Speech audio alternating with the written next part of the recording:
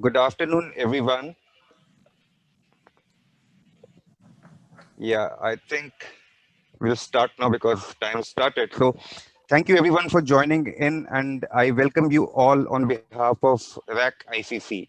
Today, I'll be hosting and moderating this webinar, and I'm delighted to introduce our esteemed panelists today for this webinar. Our first panelist, Dr. Sameer Al Ansari, who is a UK qualified chartered accountant with over 30 years of senior corporate, operational, private equity investing, and strategic advisory experience. Dr. Sameer is CEO of RAK International Corporate Center, a world-class company registry center responsible for the registration of international business companies. Prior to joining RAK ICC, Dr. Sameer was the vice chairman and CEO of the industrial group. He has also served as CEO of Shua Capital, a publicly listed full-service investment bank. He helped establish Dubai Holding in 2004 and founded Dubai International Capital and headed DIC as executive chairman and CEO. He previously served as CFO for the executive office of His Highness Sheikh Mohammed bin Rashid Al Maktoum, the ruler of Dubai. Dr. Sameer sits on the number of boards including RAK ICC, TVM Healthcare Partners, Eureka Capital, and many more. He was on board of DIRC from 2004 to 2016. He has also chosen to be the visiting fellow at Oxford University. Welcome, Dr. Sameer, for today's webinar. I also welcome Deepak Sharma, who is founder and director of Canvic Management Consulting Firm. Deepak has over 25 years of international work experience advising Fortune 500 companies and large family businesses in Europe and South Asia. He has worked with several Indian and international corporates all across the globe, and he is the coach and mentor to the professional CEOs and business owners.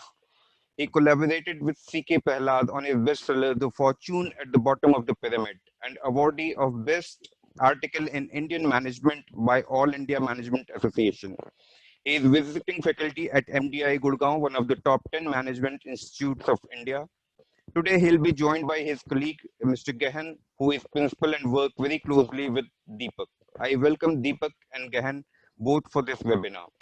And myself, I am leading the India region for RAK ICC and taking care of business development and all other matters related to India region. Thank you so much for joining again. And quickly, I'll start with the presentation and share my screen.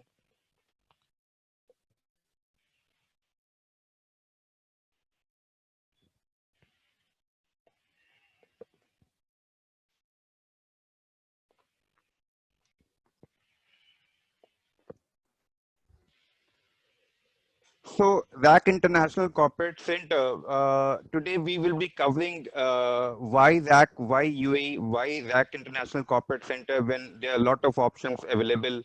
We will be talking about economic substance regulations in detail, which is much talked about topic these days globally. Then RAK ICC various solutions and foundation, which is also one of the offerings from RAK ICC. RAK International Corporate Center is one of the fastest growing government-owned corporate registries with an excellent reputation for compliance and professional services. UAE is considered a leading modern jurisdiction providing onshore, offshore, and free zone company solutions. So, in nutshell, if any client has got any kind of requirement, if you want to operate in mainland UAE, you have got onshore company, and if you want to trade globally, you have got offshore international business company solution, which is offered by RAK ICC. The UAE is blessed to have a modern, vibrant economy with deep pool of human capital and professional service providers meeting every aspect of economic substance requirement, which we will be covering in detail little later. There is tremendous shift towards more reputable jurisdiction these days. As you all are aware that these days with global regulatory changes, every jurisdiction has to comply and come up with decent compliance system. And UAE and RAK is blessed to have a very reputable compliance and system in place.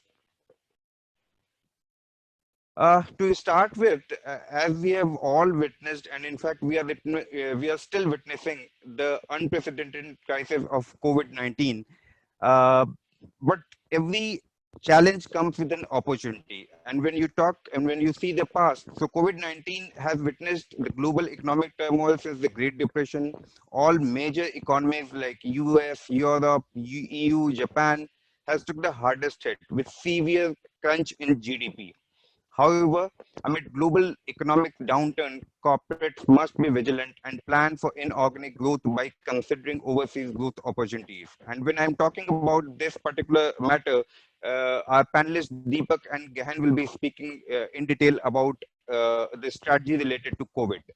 Uh, Asian financial crisis of 97, if you have witnessed 2000 dot-com bubble, world financial crisis of 2008 and 9 signifies, and if you see the history and if you see the data, companies, those that acquired in a strategic way globally performed significantly better than peers that were too conservative. So again, I'll say every challenge which comes with an opportunity, and this is the time to plan for inorganic growth when globally there is a liquidity crunch, valuation is down, so it is the right time to go for expansion. And RAK ICC is in place to support you, to offer you all kind of support in this global expansion strategy, which we will be covering in later slides. Then it comes UAE. Why we call UAE as a midshore, not pure offshore? Because it's the most strategic geographical location, easy access to emerging markets. Like you can see the map on the slide. Through UAE, you can reach out to Middle East, Europe, Africa, and other parts of the world very easily. Highly compliant with international standards and reporting requirements. We are the whitelisted jurisdiction and world-class jurisdiction with mature banking and legal system, a real economy. We are a proper land-based economy. That's why we call ourselves as mid-shore with GDP per capita of 40,000 US dollars. Top ranks in ease of doing business and world government trust indexes. High quality of life, abundant ecosystem, the most important point, no taxation, no restriction on capital gain and repatriation, access to a broad range of UAE double taxation arrangement. We have got different products which we'll be covering a little later, where you can have tax residency by combining mix matching with different products and enjoy the double taxation avoidance agreement with different countries. Low cost of doing business is another very attractive feature for Ras Al Khaimah. Why RAK International Corporate Center? A whitelisted jurisdiction, as I said earlier, with ability to meet economic substance regulation. ESR is the most talked about things in current scenario all over the globe, not only in UAE, rather all across the globe, which we will be covering in detail little later. Zero tax on corporate income, capital gain, dividends, and interest income. Transparency and full compliance with global standards and regulations whilst maintaining confidentiality. So we are known for our compliance and transparency. Common law regulations is another very attractive and important feature for Indian clients with independent judicial system. RAK ICC has got MOU with ADGM and DIFC, so you can choose any court as per your convenience for your corporate structure. Fast, easy, and cost-effective registration process. Migration, we are welcoming migration from different jurisdictions which are struggling to comply with the economic substance requirement, and we welcome those entities. Flexibility to share capital currency and approach to memorandum and article of association. 100% foreign ownership is allowed with minimal reporting requirements. We have got international offices now, like RAK ICC has got office in India, in China, and many more in near future. A range of solutions to meet the needs of our clients. Now, when it comes to India and UAE, that is no-brainer. For each one of us know that how closely we are associated, and we have a very, very long history to boast upon. Strong bilateral trade between India and UAE. Bilateral trade has grown at a very rapid pace, 20% in 1819 to reach approximately $60 billion US dollars. India exports to UAE grew by 7%, reaching $30 billion. UAE exports to India surged by 37% to reach $30 billion. And again, as I stated earlier, UAE is third largest trading partner globally with trading volume of, uh, sorry, with trading volume worth $60 billion.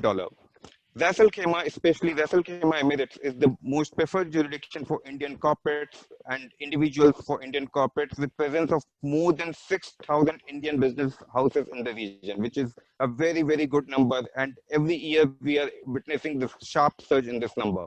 Many marquee names, as you must all are aware, with names like Ashok Leyland, Mahindra, Dabur, these are very few names which I have captured here, have already their large presence in RAK region. So from now, I'll would like to invite Dr. Sameer to take care of the rest of the presentation. Please, Dr. Sameer, thank you. Thank you, Vishal, and welcome everyone. Just a quick comment, Vishal, the screen seems to be bigger than what I'm seeing for some reason. But whilst the team tries to fix that, the first thing that of course comes to mind, and building on the last slide that Vishal was talking about, the relationship between India and the UAE has always been extremely strong. And as you can see from the chart on the left, our number one shareholders and our number one UBOs are actually from India. So 12% of all companies have Indian shareholders, UBOs, directors, etc. So that it makes it our number one country in the world. So it kind of makes my life and Vishal's life easier, because already there is a very strong relationship between the two. We've accumulated over 30,000 companies over the years, and 12% of the shareholders come from India. And clearly, they have found a reason to come to RAK ICC and incorporate a business through RAK ICC for all of the good reasons that Vishal has already talked about. We operate through an international network of registered agents, and it's a vast network. So these are international groups that operate globally. Some of the big international corporate service providers that you're aware of, like Vistra, Trident, Sovereign, Intertrust, SFM, and so on. All the big accounting firms are clients of RAK ICC, and all the big international law firms are clients of ICC. And they all act as the feeder of business to RAK ICC. We don't deal with clients directly. They all come through registered agents that are world-class, that act as the buffer between us and the clients and ensure that we apply the highest levels of compliance and regulations globally. Can we move to the next slide, please?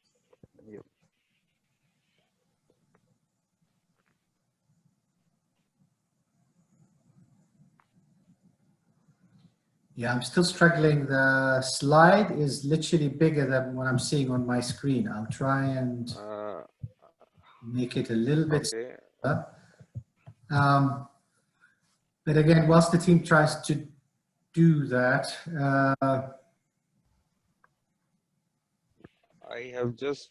That's okay. I'll try and manage.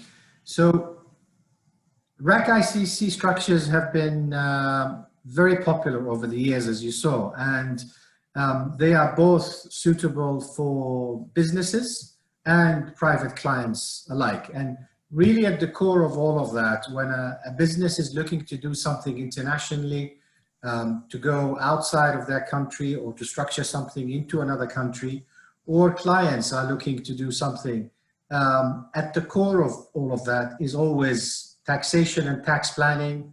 The knowledge that wherever they're structuring this business, there is a robust legal system and a credible legal system that they can rely on should anything go wrong. And for many clients, confidentiality is a very important aspect. So these things, as you will see, are at the core of all that we do and at the core of what clients look for in trying to structure. So if it's private clients, they're always looking to structure their wealth assets in the most efficient way, to reduce and make it an efficient tax structure, to ensure there is wealth management and succession planning, to put their assets under a structure that they can ring fence, they can pass on, and so on. And similarly for international businesses, it's the same story, whether it's to hold some of their investments or subsidiaries, or whether to create a structured finance transaction, or whether to use structure to trade internationally, you will find that the RAK ICC structures work very, very well. And here is the comparison on taxation if it comes up. My screen is blank, actually. Press it again, please. It'll come up. Yeah. So this is a very important one. We all know that at the end of the day, it's not just about taxation. All the things that Vishal mentioned before about the UAE being a real economy where everything is available, whether it's the infrastructure, the professionals, the advisors, a real GDP, etc. That if you have all of that and a very, very low tax environment, zero in most cases, then you've clearly got a very interesting jurisdiction in which to structure things. And when you look at our 0000 and compare to some of the other jurisdictions that you might be aware of, you find that almost all of them are what we call pure offshore or island jurisdictions, whether it's Malta, Cyprus, BVI, Mauritius or Seychelles, pure, in most cases, pure offshore and island jurisdictions that are very reliant on what the registries provide them. Not the case in Hong Kong and Singapore, you'd say, but then look at the taxation rates in Hong Kong and Singapore compared to the UAE. And of course, there are other challenges. Some of these jurisdictions are now on blacklists, like Mauritius and Seychelles. So ease of doing business, opening bank accounts, moving money between your different businesses becomes a big, big, big challenge. Meeting economic substance requirements, such as the BVI and so on, becomes a big challenge. So there are very, very strong reasons, clear reasons why RAK ICC in the UAE stands out very strongly compared to the various competitors. And we've tried to simplify it for you and show it under corporate features, legal features, and other features. And I won't go through all of these one by one, but to highlight the corporate features are very similar to what you'd see in some of these other jurisdictions. We're all pretty similar when it comes to these things. But some of the things that would stand out is the no restriction on number of shareholders, corporate directors are permitted, there is no office required unless you are within scope of economic substance regulations and you need to show activity in the jurisdiction. No requirement to file financial accounts, and no requirement for minimum capital, and so on. So there's very strong corporate features that make the jurisdiction very attractive. Of course, as I said before, legal structure, the legal system, and the credibility of the jurisdiction are extremely important. And we are lucky to have access to the common law regulations of the DIFC and ADGM. So anybody that is structuring a RAK ICC vehicle can choose to have their business or the law reference to be in the DIFC and ADGM courts. Of course, we also allow migration and continuation, and we will touch base on that in a minute. We do allow different classes of shares and the ability to register any share pledges, which makes it very attractive. And then there were other features, including tax features and so on, which we've talked about. We'll share with you a number of different structures that have been very popular, let's say, in RAK ICC over the years.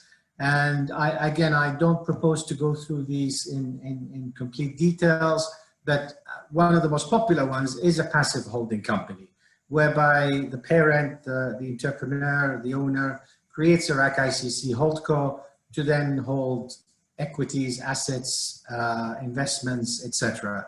And of course, this works very well because it provides an effective structure for ease of ownership. Can you please slow down on moving the slides until I finish reading the slide?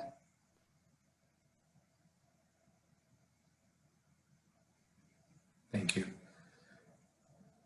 Yeah, so passive holdcos are very popular. They also offer an operating structure for financing the assets, and also for confidentiality, because very often private owners do not want their name on an asset, but they'd rather have a company own the asset. And then, of course, they are the ultimate beneficial owner. So passive holdcos are extremely popular and can be used to own assets globally.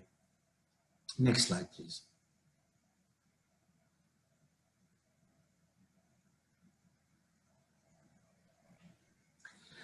The next few slides are on active holding companies, and they really come in various shapes and forms, but very often a RAK ICC parent company is then used to access business and operations, let's say into the GCC, into Africa, and also into India.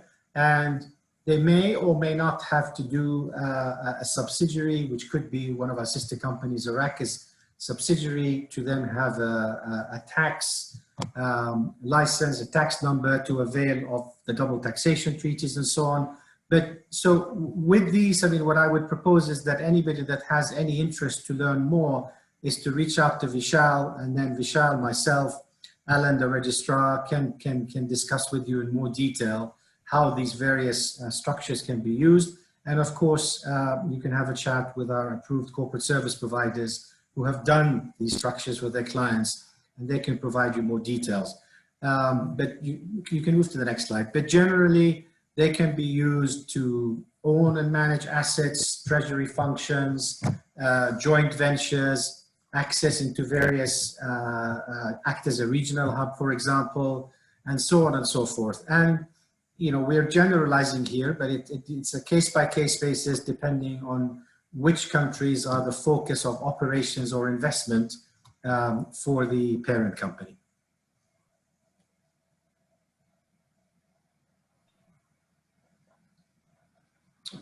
These three are also extremely popular because SPVs are an easy way and a very cost-effective way to structure transactions. And when it comes to RAK ICC, our standard fees and what we charge is actually, in my opinion, very low. Agents would tell you it's very, very competitive compared to other jurisdictions. But then we go back to, you know, we tick all these other boxes that we talked about. You know, very often, and as the world has moved towards the regulators and compliance taking over, there is always a close attention to the various vehicles and companies in an overall structure. And compliance, legal, and so on these days, when they see a BVI or a Seychelles or one of the traditional offshore jurisdictions used in a structure, they have alarm bells. But when they see a RAK ICC or a UAE vehicle, there are no alarm bells because it's a real economy where people create vehicles to do real business. And so creating an SPV to own an asset, to use it to then create a share pledge to finance the acquisition of the asset, or to create a foundation, and we'll cover that in a bit more detail, or a segregated portfolio company that can then own several real estate assets, or in a private equity structure, are again very popular structures and have been used quite often in RAK ICC and are extremely cost effective compared to other jurisdictions where every single company and the maintenance of that company can become very expensive.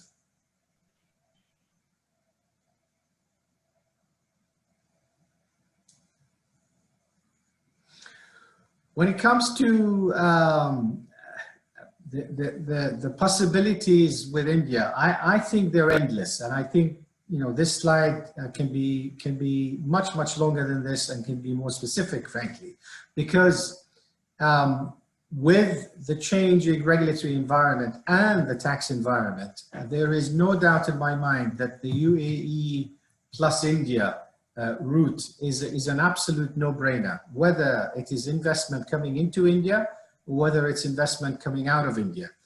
Global double taxation treaties, the double taxation treaty between UAE and India, the proximity of the two, etc., language, and all of these things, and all of the changes that are happening post-COVID, I think put us in a very, very strong position in the UAE as a whitelisted jurisdiction to be doing a lot more with India. And I think Vishal and the team are working very closely with all of you in identifying specific opportunities for us to do more of that. And I always say to Vishal, well, the Mauritius-India taxation treaty is no longer there, but there is a UAE-India taxation treaty, and we are closer, and so on and so forth. So I think there are many opportunities that we can focus on that are win-win for all of us. So focusing on economic substance for a few minutes, and this has been, as Vishal mentioned, a highly talked about and controversial subject. We think it's a great step in the right direction.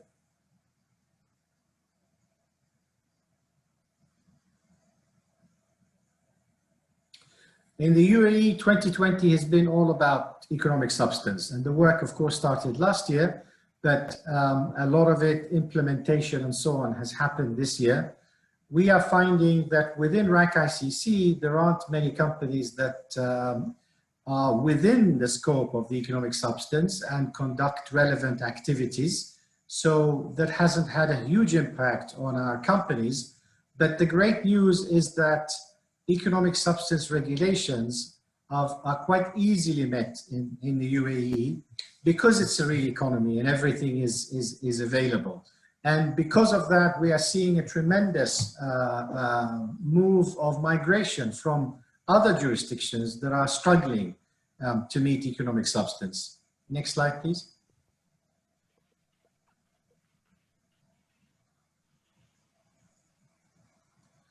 So we've worked very hard with our corporate service providers, our agents, and our sister companies to make sure that the UAE is able to provide many solutions to demonstrate economic substance in the jurisdiction. And for those companies that require what I call light economic substance requirements, and adequate is a name that comes up in regulations a lot, this can mainly be met through outsourcing. And we've got many corporate service providers that are ready and are already providing outsourcing solutions to companies that will need to outsource their core income generating activities to providers that are in the UAE.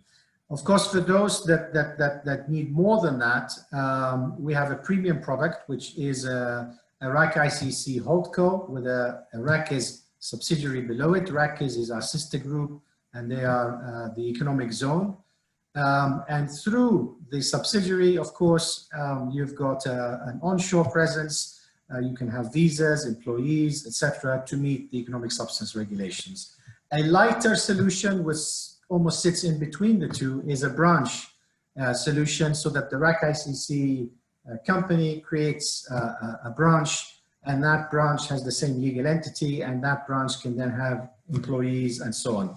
So there are many ways that companies can meet the economic substance regulations in the UAE, which is, of course, more than can be said for many other jurisdictions around the world.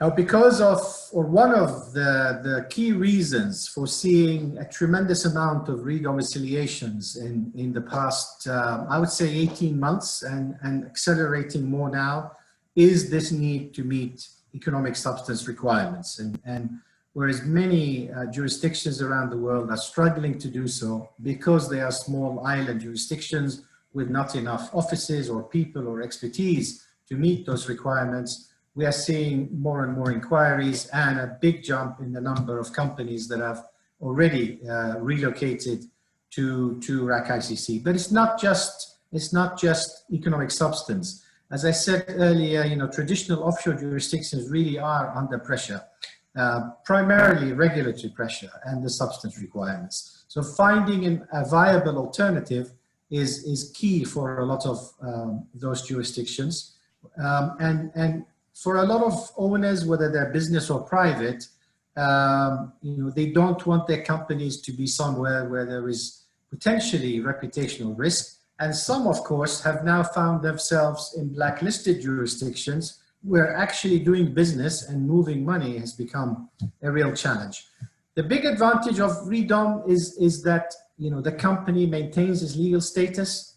It preserves its operational and banking history. It keeps its bank account. It doesn't have to start again. And when it comes to us, it has access to common law courts, and we can register a will for the owners and shareholders. So there are many strong advantages and reasons to move businesses, move companies from some of these jurisdictions to RAK ICC.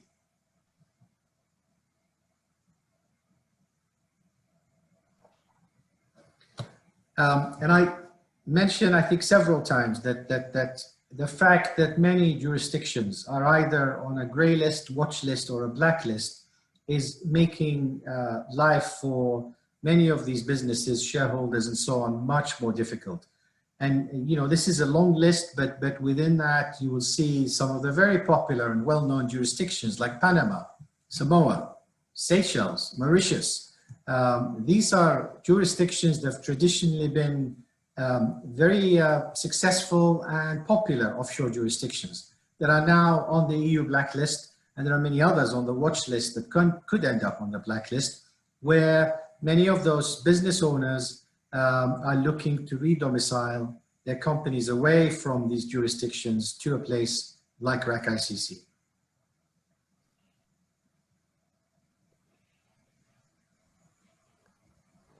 We wanted also to take this opportunity to highlight to you that, of course, I said the UAE is a real economy. It's an onshore jurisdiction, and within Ras Al Khaimah, we actually offer all of the solutions that a business is looking for.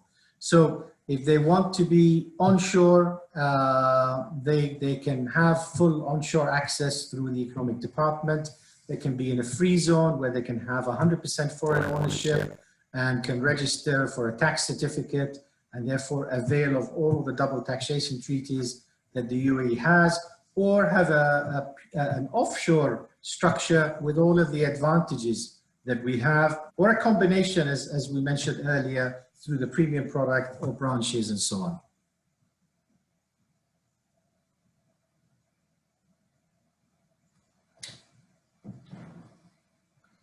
We'll skip this one as we've talked about premium and branch solutions.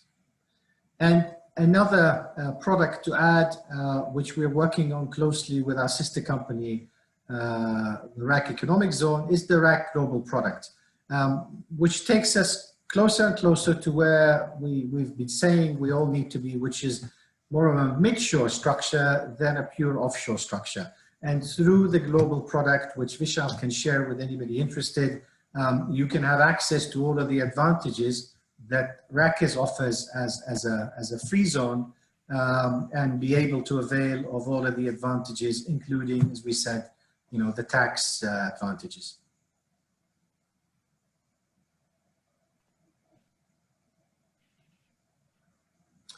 Finally, we'd also like to let you know a little bit about foundations. So a foundation, as you know, is a corporate body created with a legal personality that's separate from the founders. In many parts of the world, trusts are really the more popular type of structure. In this part of the world, trusts have not been very successful because the concept of trust is the fact that you have to trust somebody else to be in control of your assets. And I think regionally, we've all found it difficult to sign over to somebody complete trust to be in control of all our assets. Whereas under foundation structures, you pretty much achieve the same objectives, but still keep control. So you can enhance succession planning and asset protection, provide a robust governance structure, have its distinct separate personality from the owners of the assets and those that are using the assets and then passing on the assets, so on and so forth. So on the next slide, you'll see a typical structure of a foundation.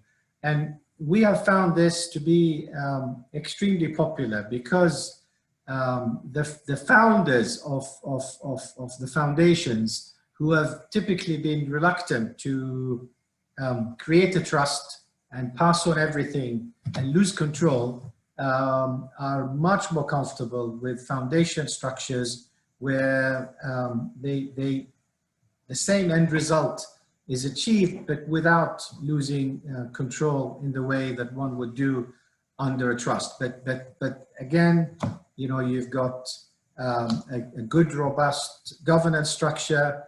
You've got qualified recipients, so you know the assets will go to the people that you want this to go to, and you've got distinct personality from the assets themselves. Foundations are often referred to as what is the word for it? Where you have no ownership. It'll come to me in a second. Because that is how, orphan, sorry, and that is how they are meant to be. I think we have one more slide. Yeah. So just to add some of the other benefits of working with RAK ICC, again, to highlight that we operate under common law regulations, or have access to common law regulations with various corporate and legal features. So very often I find people who are not familiar with the jurisdiction are a bit nervous about the local courts. We've addressed that. We have an MOU with the DIFC and ADGM, allowing the RAK ICC clients to elect to use the DIFC and ADGM courts. We also have an MOU with the Dubai Land Department to enable the RAK ICC companies to hold freehold real estate in Dubai. And we also have an agreement with the DIFC courts to register DIFC wills for our clients. So I hope that's been a good summary for you of what RAK ICC is all about and the features and advantages of creating structures in the UAE, and particularly through RAK ICC. Thank you. Thank you, Dr. Sami. And before I pass it on to Deepak, I would request to post any questions they have in, you can see a Q&A tab at the bottom. You can post your questions and we would like to address all your questions. But if due to time constraint, we can't address your queries, we will reach out to you post this webinar. Thank you. Over to you, Deepak. So thank you, Vishal, and thank you, Dr. Ansari. I'll take a brief moment to introduce Canvit Consulting and our director, Deepak Sharma. Just to briefly introduce myself, first of all, my name is Gihan Wandragla. I am principal at Canvit, and I lead our international practice based predominantly between the UK and India. About Canvit Consulting, as Vishal mentioned at the outset, so we're a strategy consulting firm, and I'll just take 3 minutes or so to introduce a little bit more about our organization before handing over to Mr. Deepak Sharma, who will talk a little bit more about how COVID is impacting strategies, particularly internationalization strategies for Indian companies. In terms of Canvit Consulting, first of all, we are a leading strategy consulting firm in the subcontinent, the only firm in the region to have been featured over the last 8 years by London-based Source Global Research in their consulting market report. We work with a wide variety of international clients. Our transformational work with client organizations in the region has featured extensively in leading management thinking, including working with the likes of C.K. Prahalad on his groundbreaking work on the fortune at the bottom of the pyramid, which many of you in India will be aware of.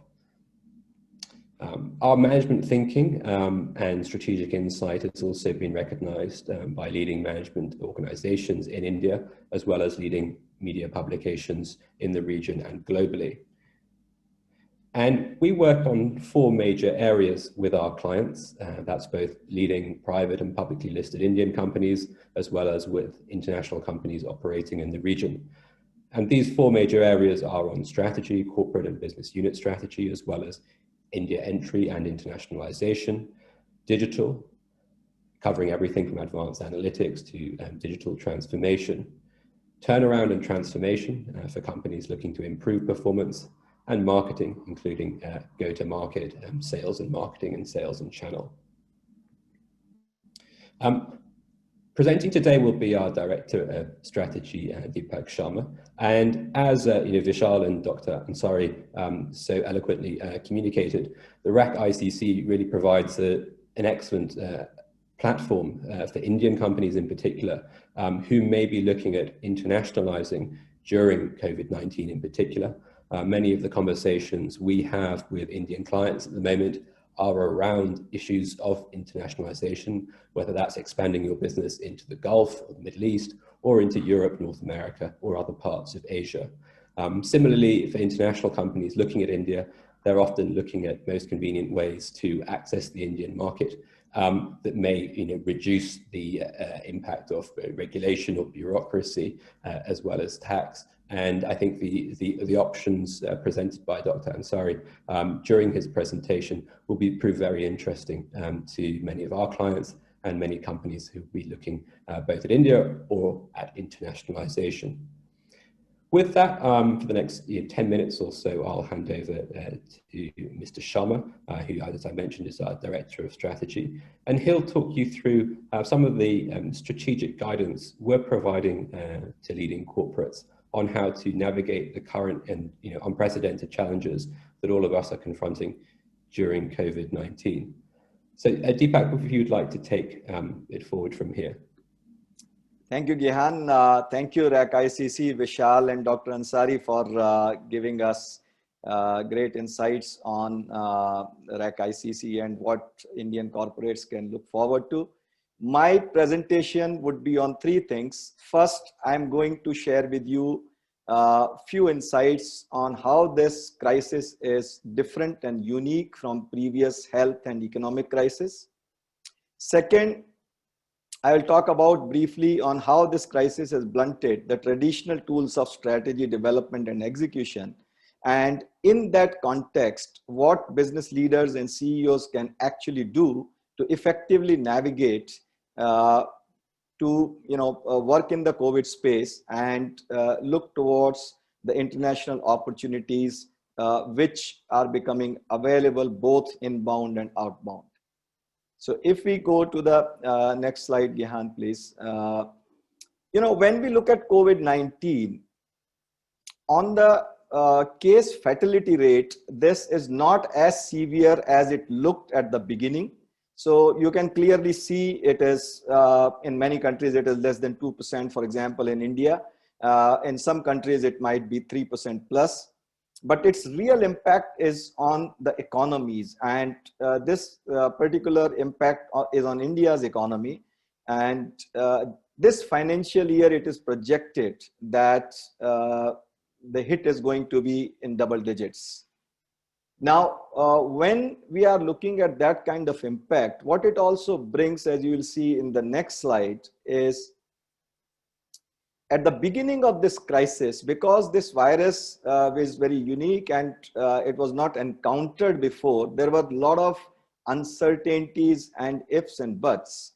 And this slide shows you an index on uncertainty, which is measured by a team at Stanford. And you can clearly see in the beginning of this crisis, uncertainty levels reached all-time high. Of course, now the situation has become better as we have got a lot of more information about the virus. But this clearly has implications for companies when they are working on their strategy. As Vishal also pointed out, in this era, mergers and acquisitions are one clear form of international strategy, and companies who can understand these uncertainties and can look at opportunities in these adversities will shine through this crisis and will come as winners. Now, what it means when we look at this uncertainty, when we look at the exports from India in the next slides, we can clearly see that there is a recovery, but this recovery is not consistent. So the exports started going up from April onwards, but then in August they have quite little bit, slid again. But when companies are looking at these type of growth, they should also look at things at more granular level. So what you can see clearly here, that there are commodities which have actually grown quite fast compared to what it was in August last year. So rice, iron ore, oil seeds, everything has done fantastically well, and including carpets, which India exports a lot. That has grown 16% year on year in the month of August.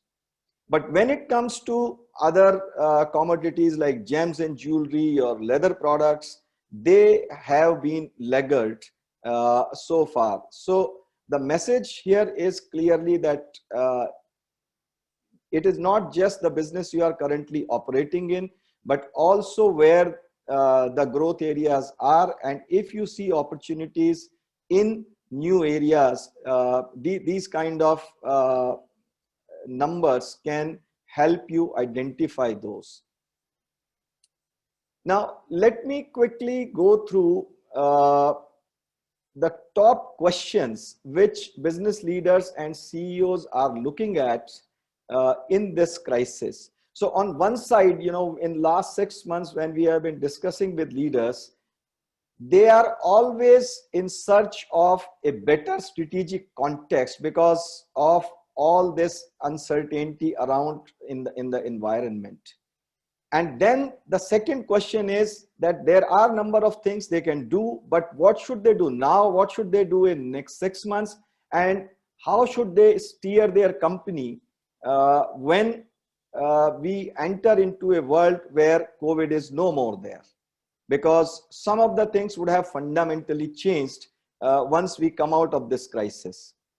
So at Canvic Consulting, we have created a 5-part framework which companies can use to address those questions. First thing here is that to make sense of changing economic and financial environment, companies should create a peripheral vision.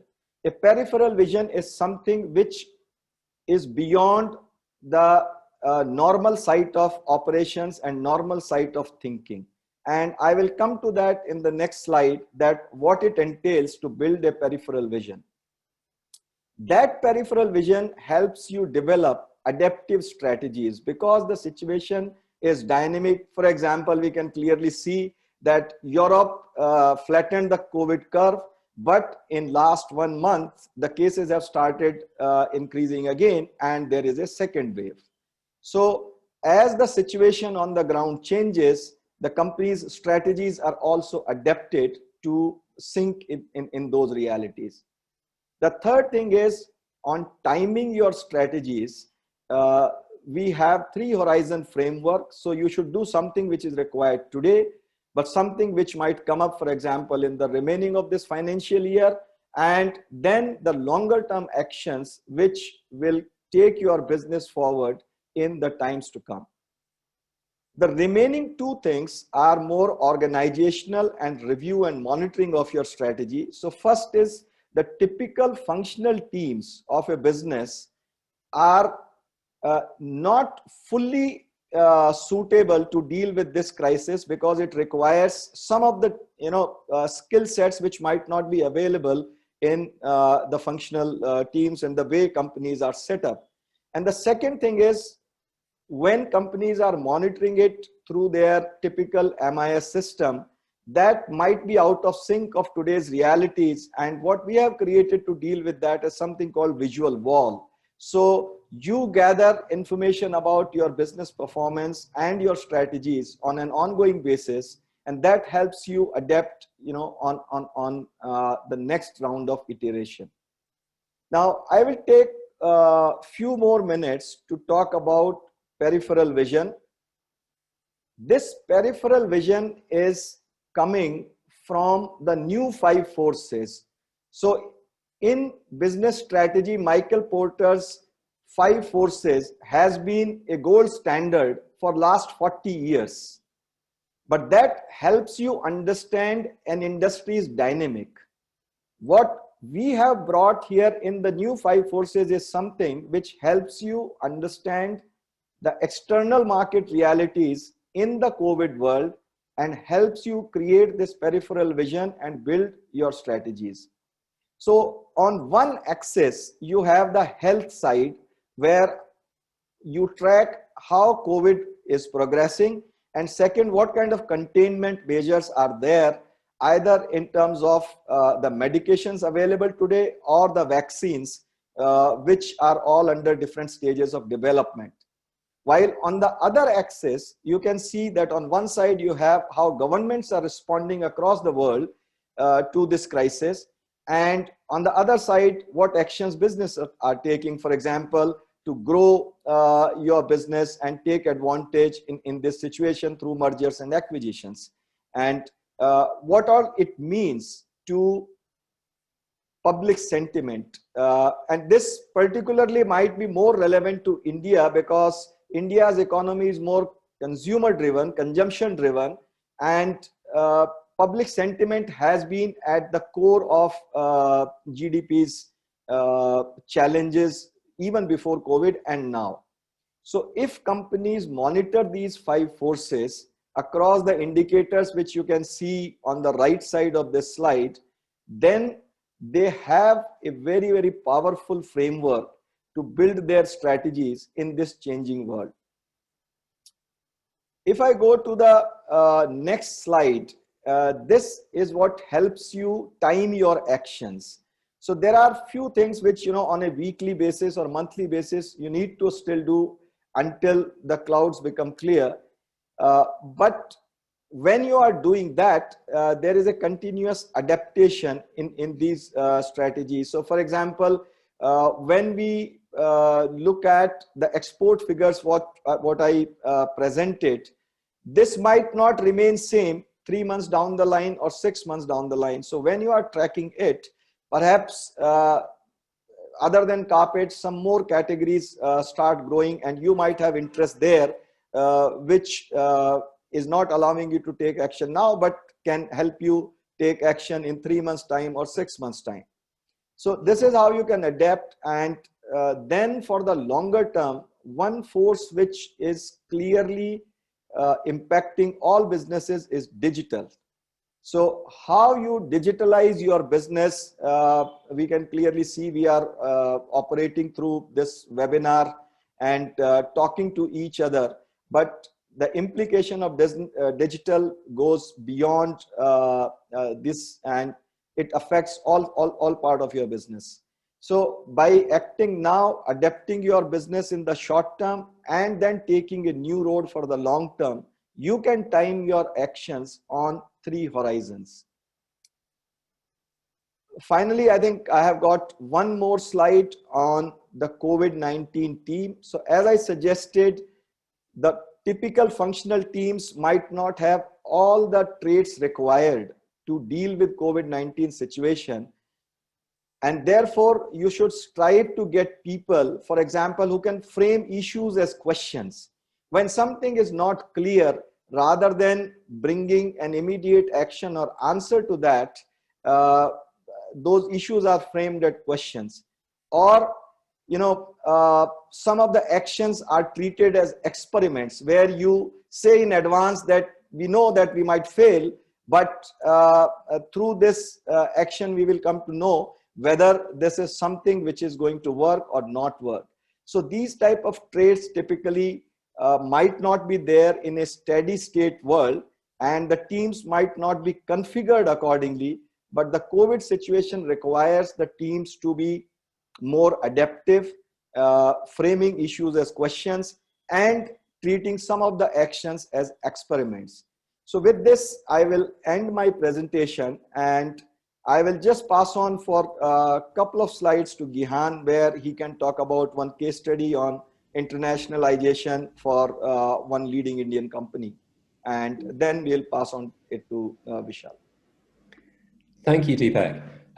And as Deepak mentioned there, we've been working with Indian companies who have been using internationalization as a route to identify and tap into new growth opportunities, whilst the COVID crisis continues and many companies are facing subdued growth in different sectors within India. We worked with one of the leading manufacturers in the building materials space in India, with clients in the Middle East, as well as in Europe, North America, and different parts of Asia. At the outset of the crisis, going into March, they faced two major challenges. On the one hand, as many of you, I think, on this webinar will have experienced, big constraints on the supply chain, both from sourcing and manufacturing in India as lockdown was implemented, whilst on the other hand, really a short-term collapse in demand in regions like Europe and North America, similarly as lockdowns were implemented there. Amid all that uncertainty, the client approached us at Cambridge Consulting to see how it could better navigate through this crisis. And what we did was essentially identify different options for the business and evaluate them on two important axes. First of all, on the one hand, on the impact of COVID on that particular demand driver. And then secondly, on evaluating their ability to serve that market or that market opportunity during the crisis. So when we were looking at different opportunities and first of all, looking at impact of COVID on those sectors, we looked at some of those factors that Deepak covered earlier, such as how government regulations in that jurisdiction might affect consumer demand for the product. We went granularly to understand how major clients and customers in different regions of the world were scheduling or planning their reopening of their business. We understood the financial strength of those businesses, so that likelihood and ability to pay, and the end consumer sentiment or the public sentiment that Deepak discussed in each of those geographies. On the other angle, we looked at how able that client was to access different markets during the current crisis, assess the level of supply chain disruption to serve those different geographies, the availability of inventory, and the availability of people and resources to be able to quickly reallocate it to that. During this process, this enabled us to prioritize different opportunities globally for their export-driven business and identify high-growth segments that actually saw them double profits and revenues over this 6 months compared to the previous 6 months. So I think what this shows is there's opportunities out there in this market. International markets in particular can provide a great growth opportunity for Indian companies. And a platform like RAK ICC can be a great vehicle for you as Indian companies to drive and accelerate that internationalization process in a seamless and a highly compliant manner. So I'll conclude there and hand over back to Vishal and Dr. Ansari. Thank you very much for your time, and thank you, Vishal and Dr. Ansari. Thank you, Gahan. Thank you, Deepak, for the insightful detail about the current strategy which corporate should adopt. And now I would like to take few questions and answer. Okay, yes, Samir, definitely you will receive video. You will be mailed the slides of this presentation. And other than this, Dr. Samir, there's a question that, which I wanted to ask, in fact, because I work in this market. So normally people ask, which I would like to ask you. When whole world is experiencing COVID crisis, do you think that RAK emerge as most cost efficient jurisdiction for Indian corporates for their global trade requirement? What will be your input on this, Dr. Samir? So the UAE is not known to be the lowest cost place in the world to do business, but we have a great advantage in Ras Al Khaimah in that we know effectively the cost of doing business and the cost of living is 40 to 50% less than Dubai. So although we are only 45 minutes away from Dubai airport and we have access to all of the advantages that the UAE has, our cost of living and our cost of doing business and our cost of labor, etc., is 40 to 50% below that of Dubai. And take into consideration the fact that the EU has managed the COVID crisis very, very, very well, with, I think, the number of deaths is probably around 100, if I'm right, over the 7 months. So it's been extremely low. We test about 150,000 people a day, and the population is only 12 million. So it's been very, very, very well managed. And I think, again, we tick a big box. I always say that post-COVID, there's going to be a post-mortem as to which countries did well and which countries didn't. And that could affect the way businesses think about their international expansion and where they would put their headquarters and where they want their people and where they want to expand to and from. And I think the UAE will come out as one of the key winners. And again, Ras Al Khaimah and RAK ICC, a key winner because of all the advantages that we've just been talking about. Okay, thank you so much. Another question, Dr. Sami, for you. Please elaborate on positioning of RAK ICC solutions versus BVI Cayman, especially for Indian origin customers, and blacklisting of various jurisdictions, especially around reporting and ESR. Well, short of going through the whole presentation again, very difficult to answer that. I think whoever asked that question, please share with them the presentation. Please Sure. I think it's very clear the advantages that we have for Indian corporates who are looking to go out of India and do things outside, or for anybody looking to structure coming into India. And our colleagues, Deepak and Jihan, can also participate and help any such clients. But clear advantages. And as I say, it would take me another hour to go through the presentation again, but we're happy to discuss it with whoever that question came from. Sure. And I am receiving a lot of inquiries related to whether we will be sharing this presentation. So yes, audience, definitely will be sharing this presentation, and you can also visit our RAK ICC YouTube channel to access this entire video for your future use. And with this, I would like to thank everyone again on behalf of RAK ICC and Canvic Management Consulting Firm. And post this webinar, if there is any inquiry, I am always available. My coordinates are there. You can always reach out to me. And looking forward to help and assist and work with you all. Thank you so much. Thank you, everyone. Thank you, Vishal. Deepak, thank you very much. Thank you, Dr. Ansari. Thank you very much. Pleasure. Thanks, audience. Thanks, everyone, for participating. Stay safe, everyone.